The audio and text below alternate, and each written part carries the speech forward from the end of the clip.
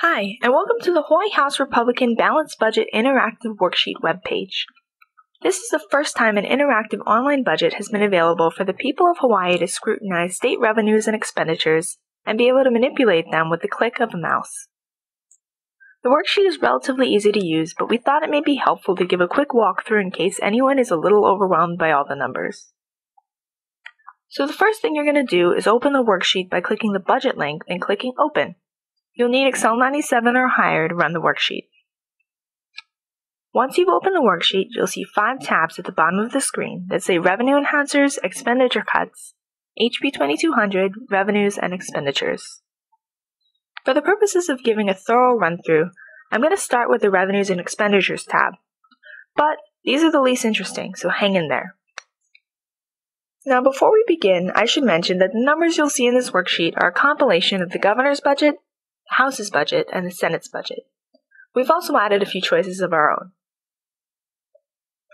Now under the Revenue tab, you will see all of the expected revenues from fiscal years 9 through 15, minus the revenue options provided on the Revenue Enhancers spreadsheet.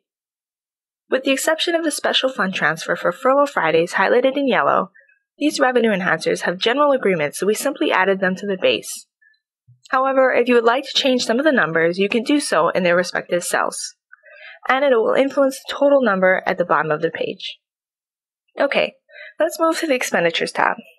This sheet contains all of the expected expenditures from fiscal years 9 through 15, minus the more contentious cuts that I'll show you later. If you would like to change some of the numbers here, you can do so in their respective cells, and it will influence the total expenditure numbers at the bottom of the sheet.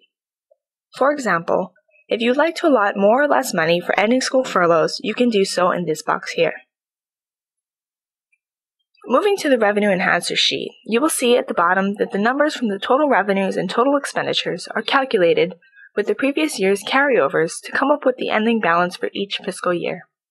Any choices that you make on the spreadsheets will influence that bottom line number. Now, on the Revenue Enhancer sheet, you just need to put an X in each box and press Enter to choose which measures you would like to take to increase the state's revenues. The House Minority Caucus's choices are highlighted in yellow, and if you check each of them, you will end up with a budget that balances without tax increases. So for the purposes of this description, let's X all those yellow boxes. Notice that the ending balance at the top of the page changes as we make our choices.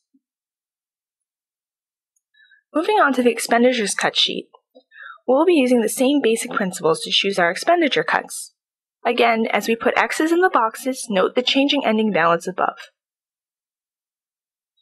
Finally, we need to make more expenditure cuts in HB 2200 to make our budget balance. So we're going to move to the HB 2200 tab, which gives us a variety of options from House Bill 2200, otherwise known as the Budget Bill, which includes the majority of the state's expenditures. Unlike with other sheets, the letters and numbers at the beginning of each line represent a department and a program within that department. Again, you can place an X in any column you'd like to use to influence your budget, but for now we'll just be placing X's in the yellow boxes and going along with the House Minority Caucus's choices. Okay, now that we've been through all the spreadsheets, you can take a look at that ending balance and see that we have healthy surpluses across the board. Thanks for taking the time to review our no tax increase budget, and we hope you enjoy creating your own budget. Thanks!